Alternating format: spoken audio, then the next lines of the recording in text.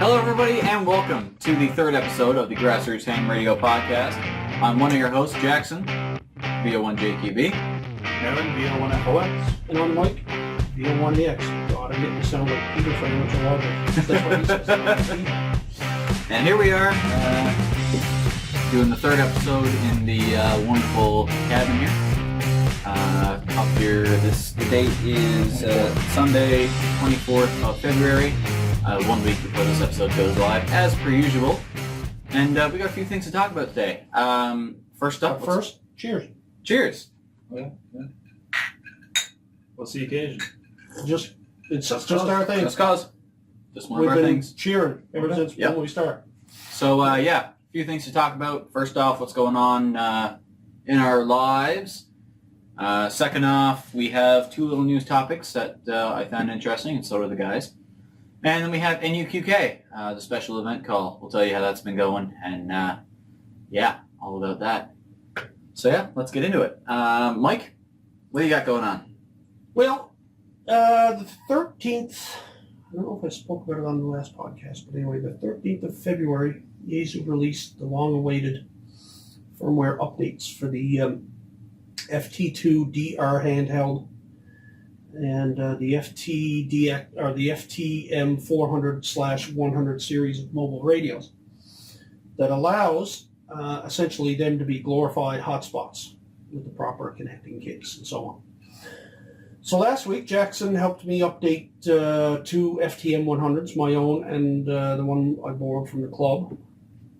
And yesterday, another friend of ours popped over to help me set up the PDN functionality.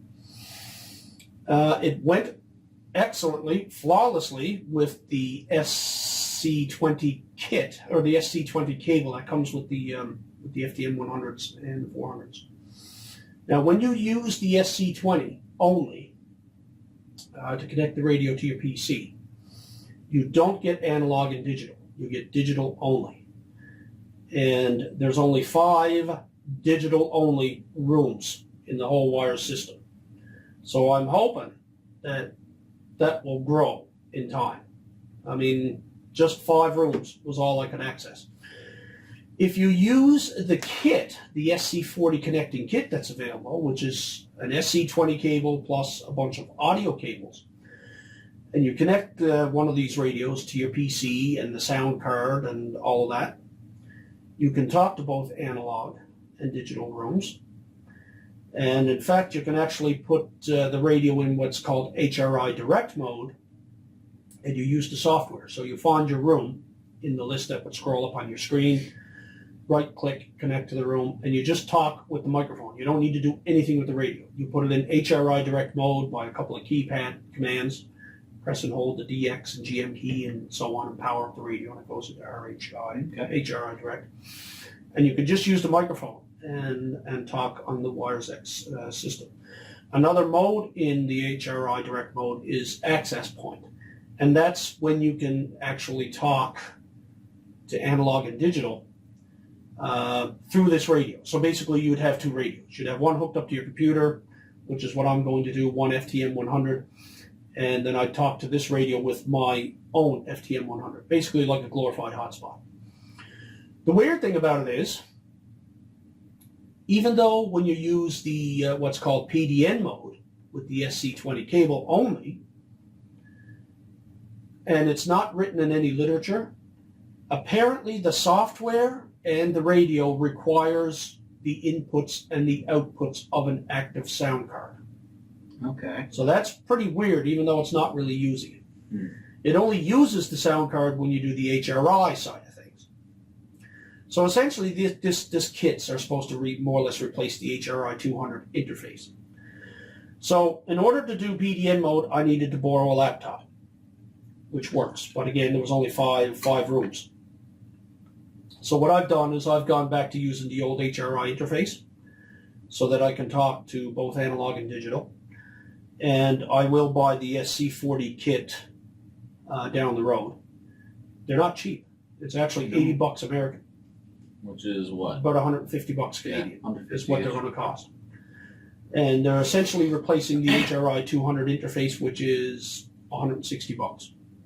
Okay. So that's the difference there. I am going to get the kit, and I will set it up as HRI access point mode, so I can use one FTM 100 to talk to the other, because I like to do the microphone thing and the keypad and to be able to change rooms. And I also like the idea that you could take an FTM 100, install it in your rig, connect it to a laptop or a Windows 10 tablet, connect that to your smartphone, or if your Windows tablet even has cellular capability, which I'm sure a lot of them do. Probably, yeah. Right?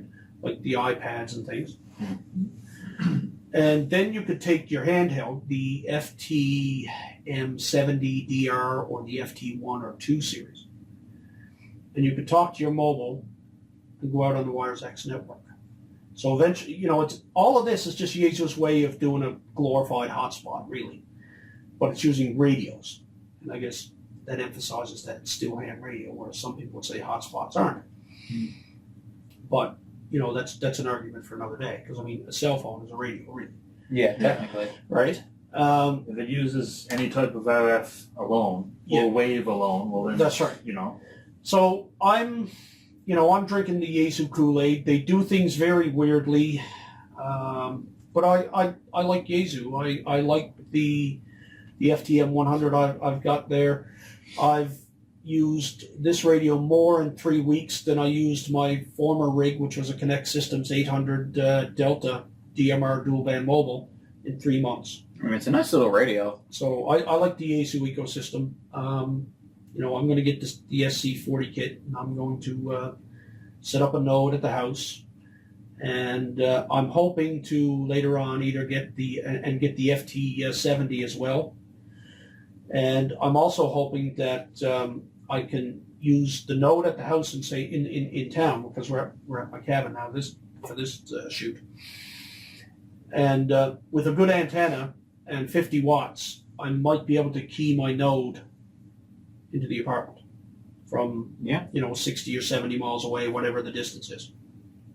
Well, it shouldn't be hard considering we can hit all the repeaters in town. We can hit all the repeaters I think in it St. was John's. 37K? Yeah, something like that. overground or something. 30 to 40, it's like 40 or 50K. Around 40, yeah. Yeah, 40K overground and everything else. Aaron and I have had simplex chats. Both of us run 50 watts. So that's what I'm hoping to do with the node. The only thing is, I don't own that second radio. It's just on loan. So the likelihood is I'll be, taking my own FTM 100 out here, plug it into my laptop, put it on my Wi-Fi, and walk around my yard with my FT70, talk on WiresX, come in here, press a few keys on it, talk on the local repeaters. Yeah. Right on. I'm excited about it. I like it. A lot of folks don't like the Yaesu ecosystem, but for some reason they've got their way of doing things. Programming radios, for one, there's no reason why you just can't write the radio, why you got to go into the menus and set the radio to send and receive data. It's a little different. It's a little different, but I like the Kool-Aid, so. Yeah. It's a nice rig. Yeah. Detachable head and everything. It's got great receive range and a number of other great features to it. Nice little cute fan on the back. So that's what's been going on with me, and helping out with the NUQK with the boys. We've been doing FT8. We'll get to that now in a minute. Yeah. So you're up, Jackson. We're going that route. Yeah. Okay. Well, not a whole lot really, as per usual. But over the past few days, me and Mike have been operating VD1 NUQK from in town. For those who don't know, Victor Delta 1 November United Quebec Kilo. That is the special event call for the USS Truxtun and USS Pollux naval disaster that happened 77 years ago on the 18th of February, I believe, was it? Mm-hmm. Yeah. So we've been operating a special event for that, and So, a little more coming on that later. But we operated FT8 from my shack. Got it all hooked up, and boy, was that ever some trouble. The first night, me and Mike met up to do it. We were messing around with my computer and trying to get it all hooked up. We had my 1200. And his 1200 we brought into town, the interface, the SCU-17 for it, trying to get that to interface with my computer, to interface with the radio, with the software. We had the wrong software version, so we had to track down the right one. And then we were having driver issues and port issues and this, that, and the other thing. But eventually, Mike went home. I had a nap out of it. Got up the next day after work, started messing with it, and I figured it out. So the next day after that, then we ran FT8. We got, 20 contacts in the log total? Yeah. So it's not a whole lot, but it is something, right? Yeah, you're restricted too. Your antenna's restricted. Yeah, I don't have much for an antenna and don't have any power really, besides what the radio's running. Yeah, and I got into the 80 meter net locally on his antenna too. Tuned it up. For those who don't know what my antenna is, it's a 40 meter inverted L, not very high off the ground. It's only got like 2 radials on it. Yeah, 2 radials. It's nothing special, really, but it's what I had at the time. Quite nicely though. It works, and it'll work better once I get more radials and stuff. Right? Really nice. Yeah. But so that's that. More to come on NUQK later. Aaron? Well, I was in Nova Scotia, VE1 land for Nova Scotia. For about 16 days. Was it 16 days? Something like that. Yeah. 2 weeks. Yeah. A little over 2 weeks. Seeing the YL. And I went to the Halifax Amateur Radio Club meeting on the 20th, so only a few days ago. And it was a good meeting. Met a good few people and had a chat with them. And Got a few QSL cards? yeah, there was a few cards actually waiting for me in their office or whatever. They got like a little office there. Oddly enough. Cool. So, I had 5 or 6 or 7 cards from 2017 CW contacts. So, Were they? Tell us about their setup. Yeah, what are they got done? well, What they got going on? I never got to see much of their station itself. I didn't actually. They just moved. See, they moved from one building to the other. Okay. So everything is still kind of in the process of getting settled away. So the gear hasn't been fully unpacked yet, and I don't know exactly what's going on. They were kind of busy with their meeting and talking about stuff. They had the business to go through, so I didn't want to go asking too many questions at the wrong time. And if I didn't leave when I did, which was a little tiny bit early, I would have got fully stranded out there. Fully, I say fully because I got kind of stranded, but I would have got fully stranded for the night. And, negative 16 with a wind chill of minus 26 or 27 is not nice to be stranded in by any means. So I didn't really ask any questions. Well, what did you see? From what I've seen, because I seen the tower when I was going into the meeting there. So they got a nice tower. It's around 45 feet or so, whatever. It's it's pretty half decent size tower. And from what I could see, it was nighttime, so I couldn't fully size up everything, go out and have a look. But they have a beam up. It looks like a standard 3-element 20 to 10 meter beam. On top of that, they had what was looking like something for 6, and then they had 2 and 70 centimeter on top of that. It was all stacked together like that, right? Yes. So it was nice. It was a nice setup out there for antennas and stuff. They were talking about. Do they have a 40 meter beam up too, or? I don't know. I don't know if it was 40 or not. No, it was wires. Okay. They had I think they had an inverted L or an end-fed wire off the tower or something. Okay. So probably use that for everything lower. Remote stuff, wasn't it? You see a lot of. They were talking about remote stuff, remote antenna switching. They got all the pieces for it, but they don't have it installed yet. Okay. So I don't know what they're doing fully. If they're remote antenna switching, then they're probably remoting a station over there. Yeah, it sounds to me like the members would have access to. Yeah. You pay your dues, download the app on your smartphone if they're going that route, probably flex gear. And, if you pay your $100 annual dues, you get access to their station, and which actually would be quite cool. Oh, for sure. I mean, if we could get along enough here in Newfoundland, I'll check and see if we got anything else to add. right? We could do something like that. I mean, there are a couple of good locations here, and if we could all get along and play nice, there's no reason why we couldn't have something like that. Yeah. But we don't get along and play nice, No. right? Yeah. Well, sure. Well, here's a great location for a remote. You Yeah. got the land to put up stuff. You've got a great shack in there. Yeah. Which by the time this podcast goes live, there should be something up on it. But I'll put a picture of the shack here, and that's what we got to work with now. As you can see, it's changed a bit. Yeah. It's gone from one room to the other, but I did record a little bit of a video, and I'll try and have that up before this podcast goes live. No promises, though. You guys know what I'm like.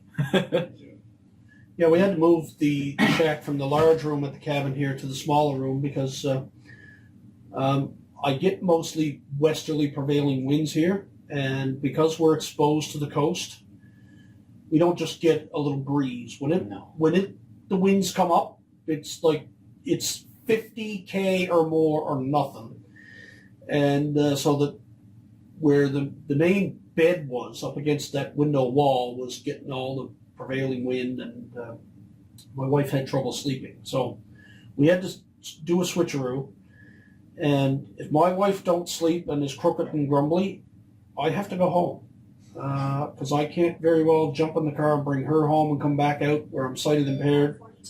It's I gotta go. So I said, shag it. We'll switch it all back. We'll take the big room the way we initially had it when we first came into the cabin here when we built it.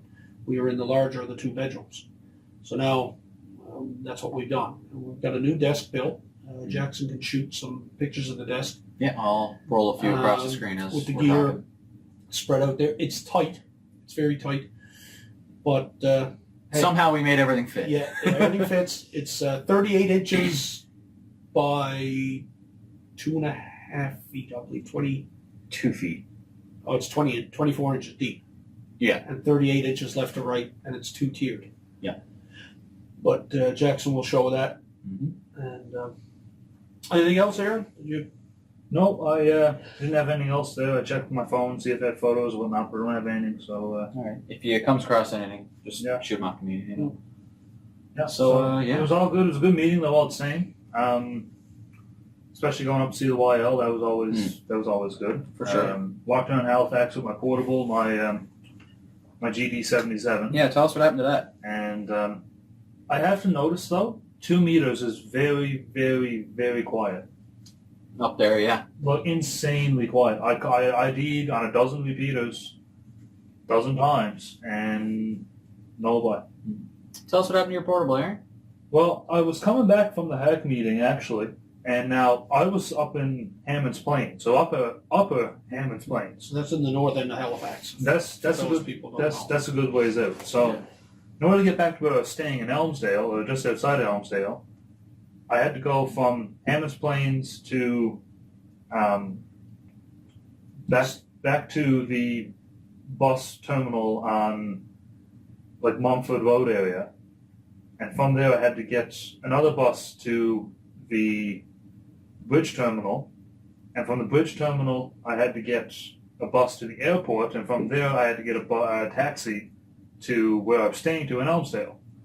That's what should have happened. When the meeting was over, I checked to see when the next bus was coming, and because I didn't have, whatever happened on my phone, all the data got stopped and then came back in again. And so I thought there was a bus running up to like 10 o'clock at night. It was only 9:30. The next bus coming to Upper Hammond's Plains was 6 a.m. So I was like, no, I'm not staying outside till 6 a.m. So I had to get a taxi from there to Copquid, which is another bus station about 15 minutes to the west.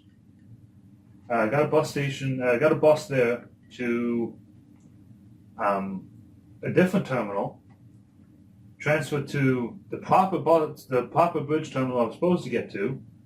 Then I had to get another bus from the bridge terminal to the airport, and then from the airport I had to get another taxi back there. For the record, what he's doing here on the table, that's not to scale. I'm trying to keep my story straight, so I got to point at objects to keep my story straight. So I left at 9:30 on a taxi to get to the first terminal, so $25. And it was $60 to get from the airport to where I was staying. That should have been fairly quickly. What turned into a fairly quick kind of thing, I got home at 12:45 in the night. Wow. I was traveling on buses the full time. Like 9:30, you left the meeting. Then 9:30 I left on a taxi. Jeez. And 3 hours. Yeah, it was 3 hours getting back. And somewhere in And that you so- lost a portable. No, because at the airport, I had the portable in my hand, and I put it in my jacket pocket, right here. That's where I always keep my portables, right there in my pocket if I'm working with my hands. Now I got in the taxi, took my bag off, laid it next to me, got in the taxi, and I was so tired I didn't even think. I just took my portable and took it out. Right? I didn't want to break the antenna or whatever.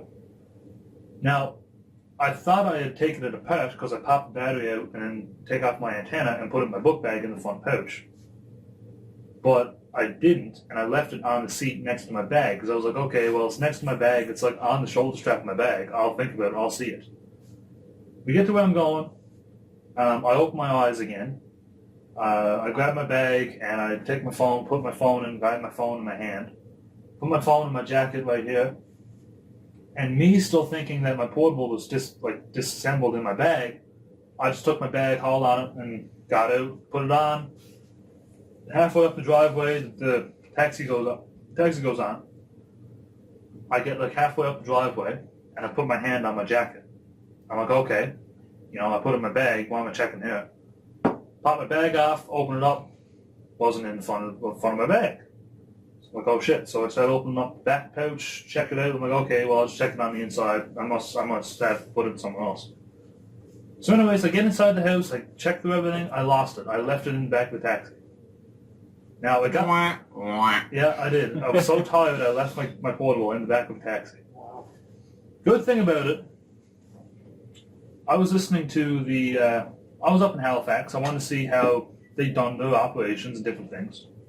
So I had the Halifax Fire Department. I had it in receive only, transmit disabled.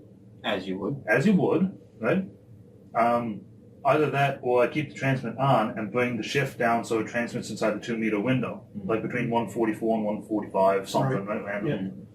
But something told me when I was programming that, no, flick it off. Right? So I was like, okay, I'll flick it off, whatever. So I flicked all the transmits off. So they can't key it at all, not even in the 2-meter window. And I put my DMR ID into it, 3020018, I think. I checked it anyways, it was all right. So somewhere in Nova Scotia, or God knows where now, there was a GD77, brand new, with my call sign, my DMR ID number into it, all kinds of other stuff into it. I had about 70 or 80 repeaters into it. All the ones, every single repeater in Newfoundland, every single repeater in Nova Scotia. Every one of them. I was there for hours just. So hopefully somebody picks that up, recognizes this call sign. That it's a ham radio related, and they check. And say, geez, I should bring that to the half. Is Donnie a ham radio guy? I should, I like to think that there's still some good out there, right? Somebody would pick up on it, like, oh, I should see what number is in that. Okay, that's 302. Oh, that's what's his face? Yeah, he's meeting. I should give him a call. I should QRZ as an email or something. So if you're in Halifax and you happen to find a random radio, this guy. Yeah. Here's a photo. Yep. Send me a photo. Ta-da!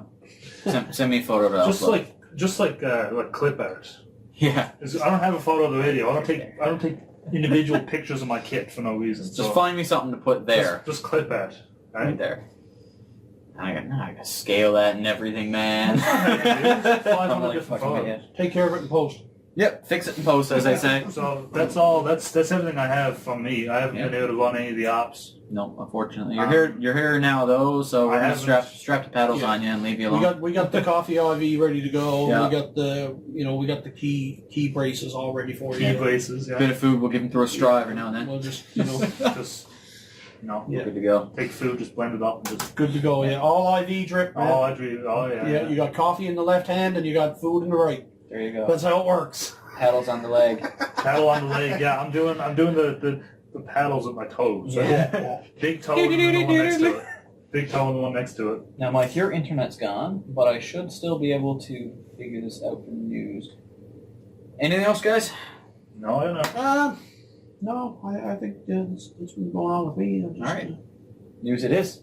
So we got 2 topics now that posted on QRZ that I'd like to talk about. Excuse me. Links will be in the show notes as per usual. Description, show notes. Whatever they are Or called block. these days. We call it show notes now that it's a podcast. Oh, 'cause yeah. we're right. interesting. It's the We're director fancy. over there. Yeah, we gotta be Yeah. cool. We gotta be down with the terminology. Graduated, graduated from Harvard with his director's degree or whatever it's called. Yeah, for sure. Yeah. Is Harvard a media school? Well, I don't know. I don't think Harvard's I a think university. Yeah, but I don't think. I think they're more law. You can do anything in Harvard. You can do anything at Harvard, yeah. But I don't think they're noted for their audio video art stuff. Well, Yeah, no. okay, straight out of Hollywood, but that's not better. No, you're close. Like that. That's where I would expect like UCLA to have. All right.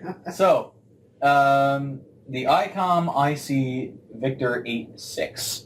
That is a 7-watt VHF handheld to arrive in spring 2019. Aaron, stop with the photos, for the love of God. That's my thing. That's my thing since I done the Newfoundland. I had the Newfoundland Yeah. photo right here. Yeah. Yeah. And now I've just been like the photo guy. Just, Pretty Look much. here, look here, look here. Yeah. Okay. Yeah. Cool. So, it's to arrive in spring. The V86 will replace the IC V80. That's the one. That's the one it's replacing. Yeah. It features 144 to 148 megahertz, so it's single band, 7 watts RF output power, 1500 milliwatt output speaker, and the case is acoustically optimized for maximum audio output. Okay, that's just.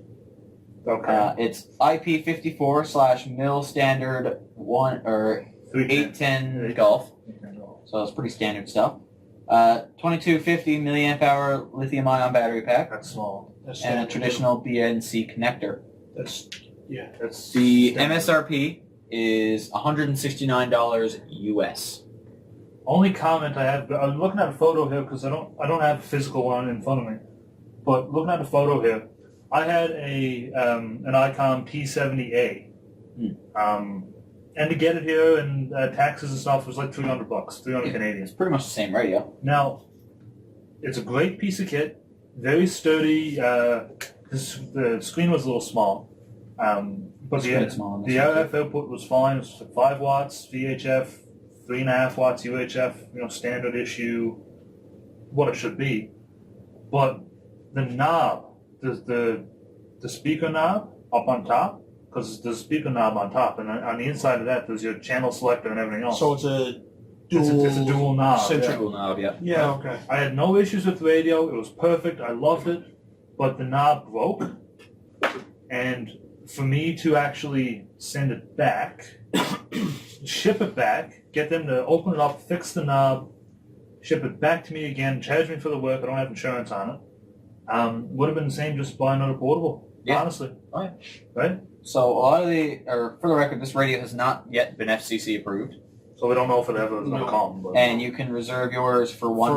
$1, which means if it doesn't get, it doesn't get Yeah. approved, you get your dollar you, back. you I'd don't say. get I your guess. dollar back. You don't, you Well, know? probably not. No, Probably not. not for $1. No, Icom's going to take your dollar. You Icon only monitors are going to take your dollars if you want it. I guess. But But yeah, my thought on that is this. So it's 170 US. Translate that into Canadian dollars. Can someone do a quick math real quick? yeah.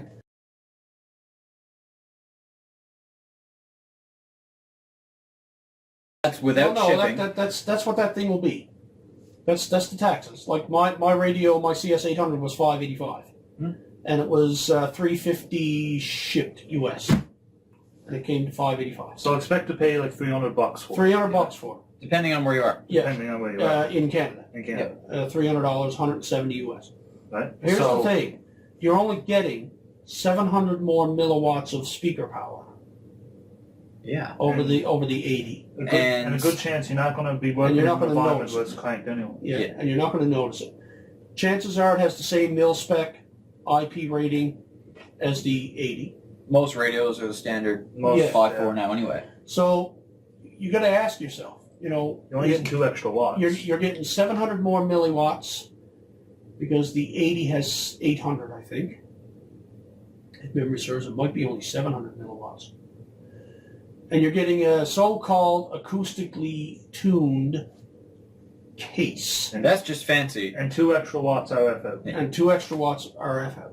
That's just trying to be fancy with it. The That's- general consensus on this radio, by most people, is yay for the BNC, but I mean it's mono band.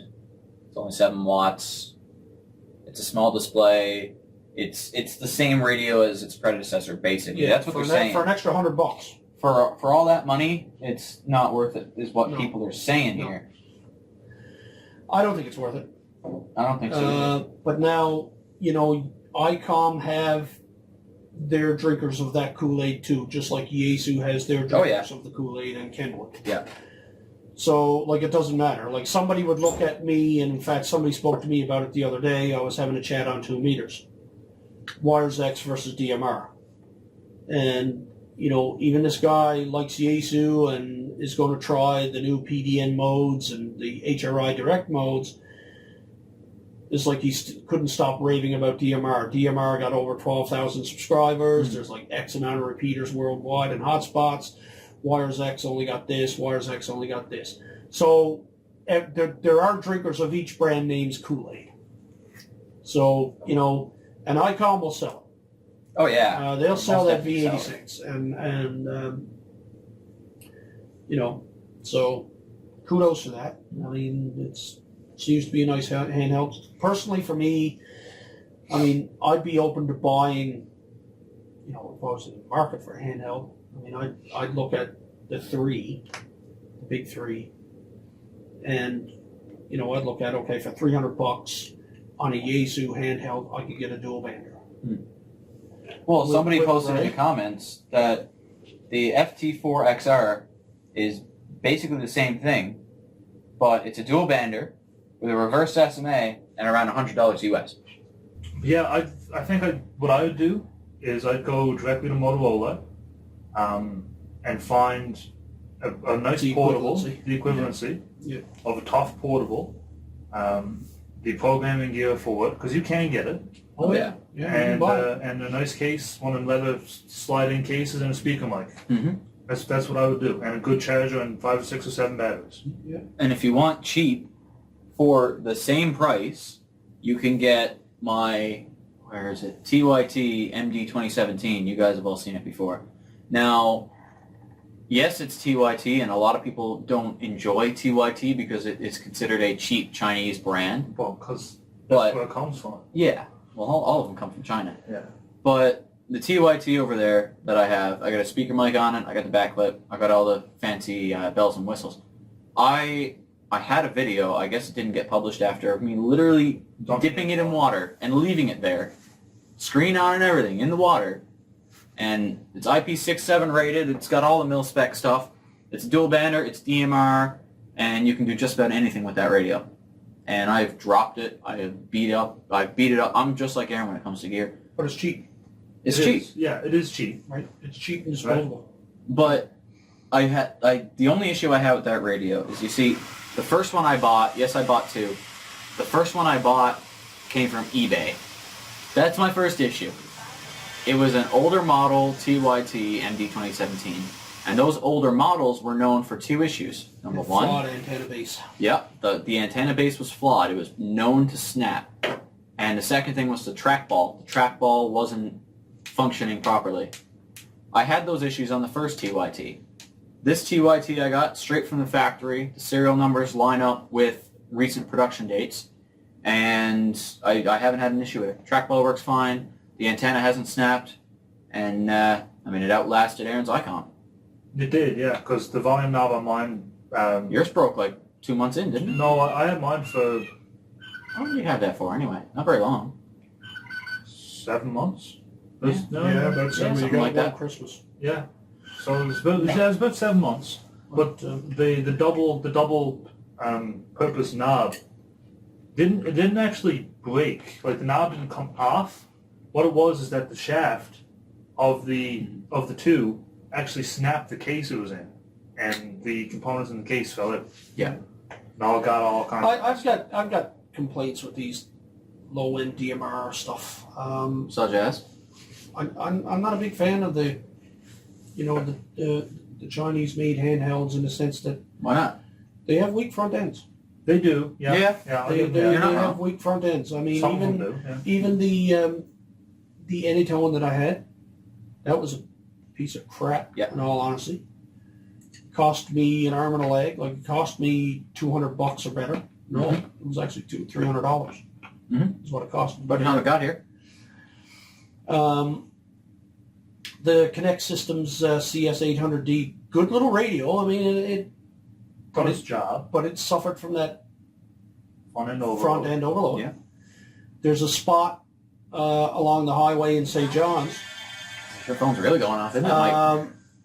It was picking up all this interference on NTV's channel, the repeater channel. Being fully honest, And hold on now. yeah, okay. And I don't get that on the Yaesu going through the same spot. Yeah. I thought You it can might have notice it, been too. my Diamond XR77 dual band antenna on the roof of the car. But when I put the Yaesu in there, in its place, I don't get this intermod, and I don't get this, believe it or not, lack of coverage. Coming out to the cabin, there's quite a few spots There is, yeah. that I could not hit NTV on with the Connect Systems radio. And I've got no trouble doing it on the Yaesu. And even when me and Annette went to get water, there was a spot there where we couldn't get a hold of you. Yeah. I mean, that's only right there. Yeah. That's only handheld like, distance. it was within handheld distance.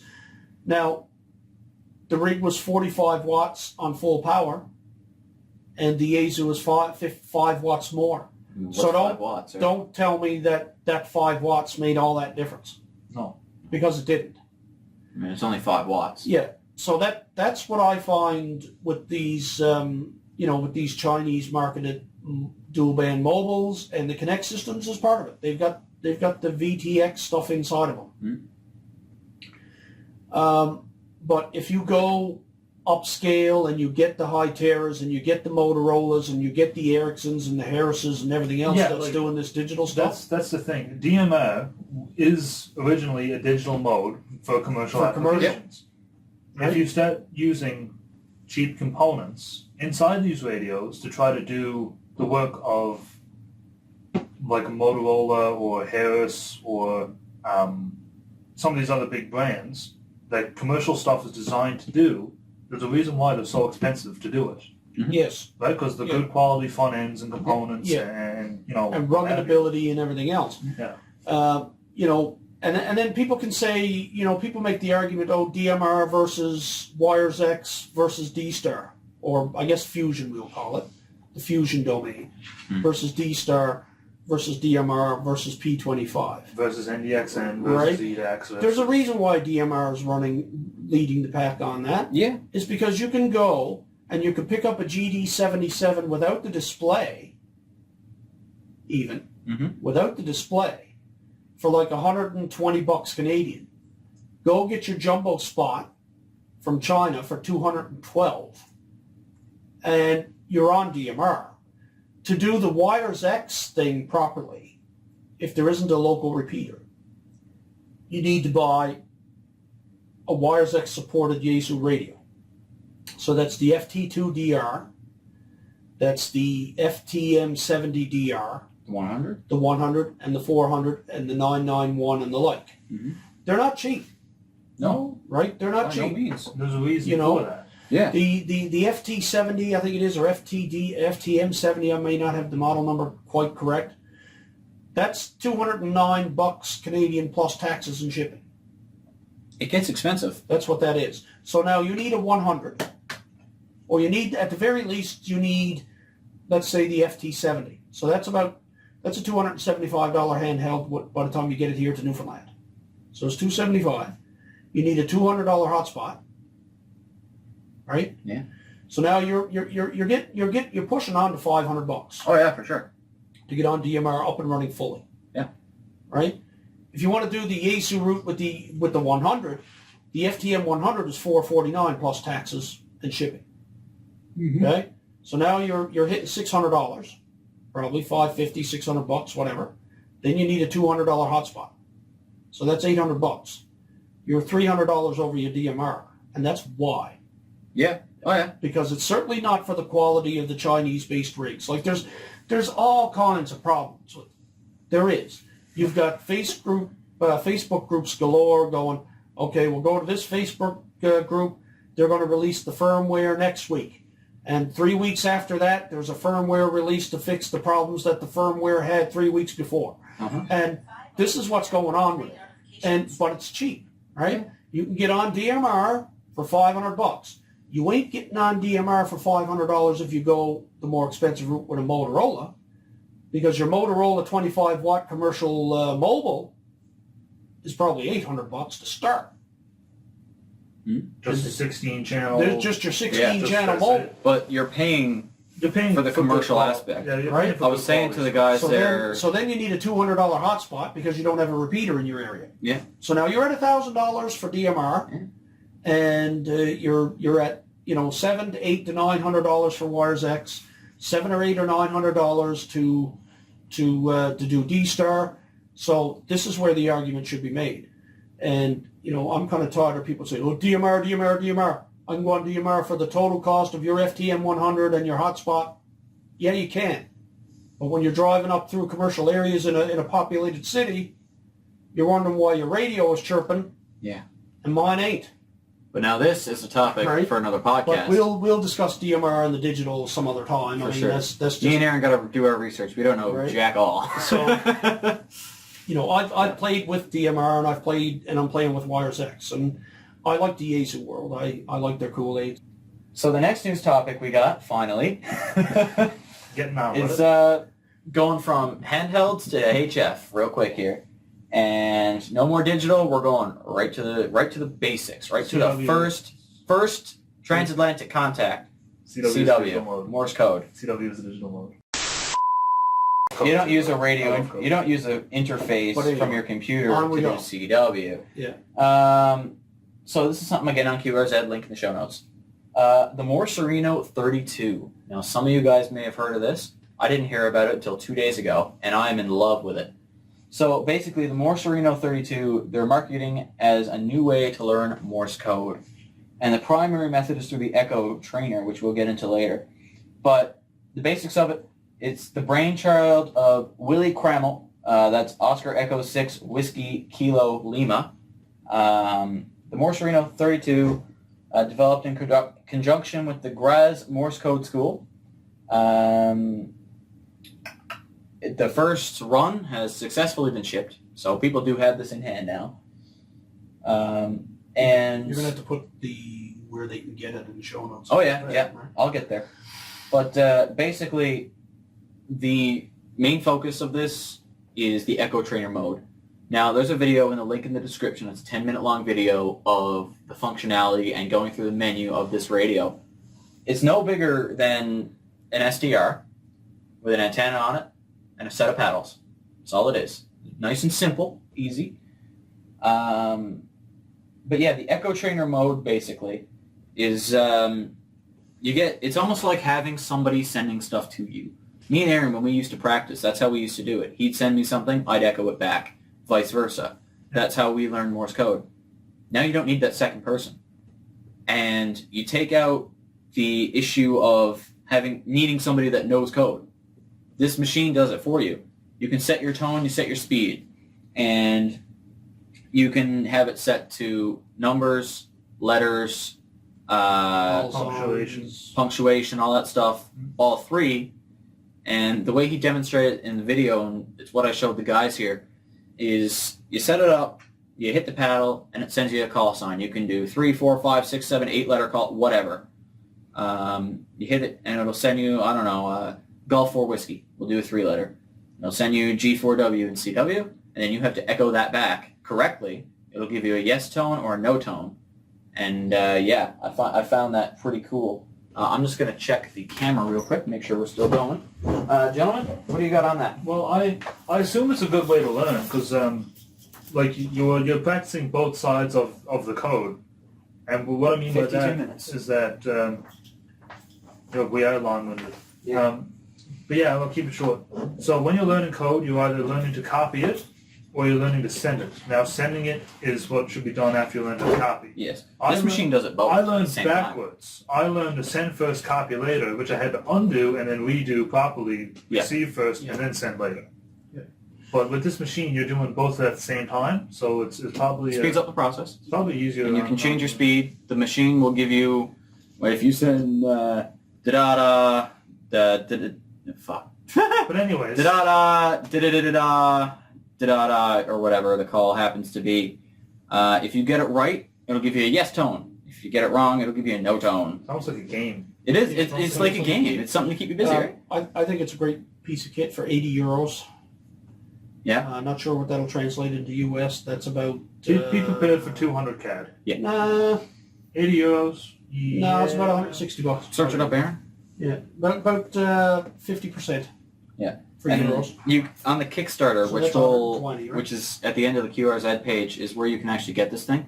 Yeah. Get your orders in for it. You have different support options. You can get, I think it's like €10. You get the board, and that's it. And you build off that with the instructions or whatever. €80 is 120 CAD. Yeah. Yeah. You work your way up So- to 120 CAD. Taxes and shipping then. Taxes and shipping. It's about $160. Yeah, say 160. 160, 170, blah, blah, blah. Yeah.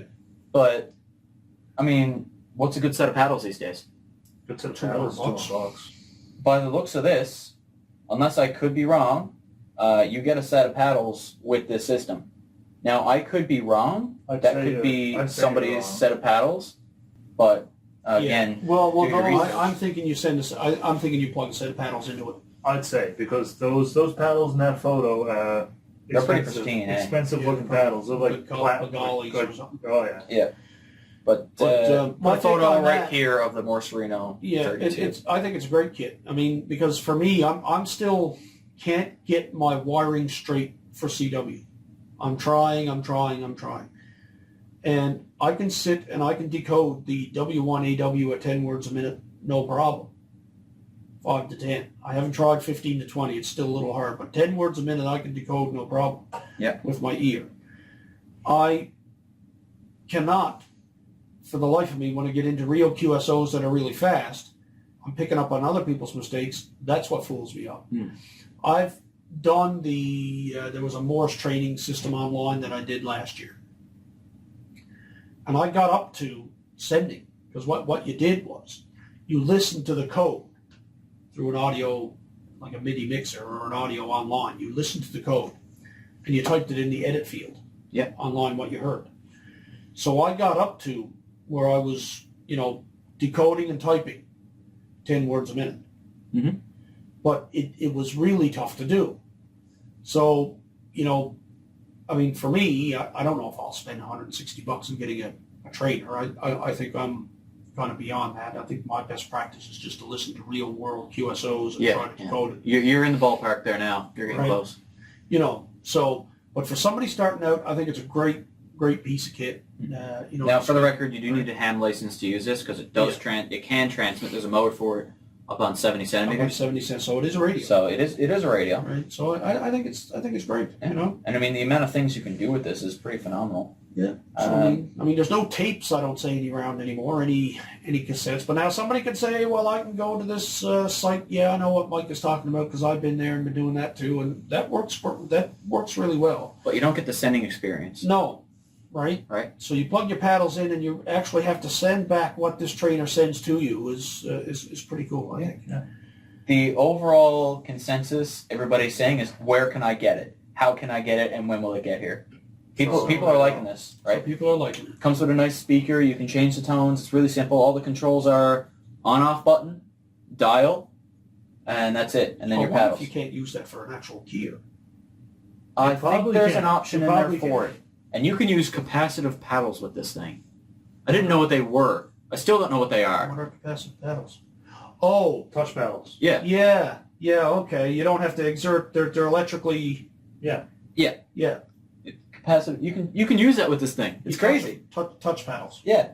So, that's that. Links will be in the show notes for the QRZ page, and the Kickstarter is in the bottom of the QRZ page. You can go support this. It's a wonderful program. Get yourself one today. It was pretty awesome. It's a pretty awesome piece of kit. Again, photo right here. You can see, some Morserino 32 itself. Anyway, we're going to take a quick break. Gonna fill up our glasses here. It is currently. I got really nothing left. We got NUQK. Yeah, let's queue up. Let's queue a little bit. We spoke a little bit about NUQK. Yeah, we just really told them everything that we got done. That we got done with that. And For those who are curious, It's over an hour now. for those who are curious though, we'll make this quick here. In our logbook, we have 586 to date, 146 confirmed, 39 countries in the log. We have a world friendship, working on our world continents.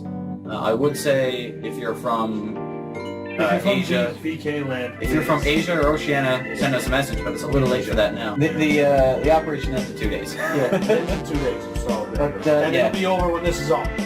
most definitely. So- But we need those for world continents, and we are 94% to a grid squared award. So we're getting there. The next podcast we do in 2 weeks, we'll have the final results. Tell you how we done. Yeah. All right. Alrighty. Well, that's it for me. I'm Mike, VO1AX. I'm Jackson, VO1JQB. Aaron, VO1FOX. Thank you guys so much for watching. And click to subscribe on either of Yeah. us. And again, you can get a hold of us, QRZ, Yeah. my YouTube channel, Jackson's YouTube channel. Yep, and Aaron for QRZ as Same well. as well. Or like mail. Send us fan mail. We're still waiting for them. Yeah. So what you Alright guys, thank you guys so much for watching. 7-3. Catch you in the next 7-3. one. Cool. See ya.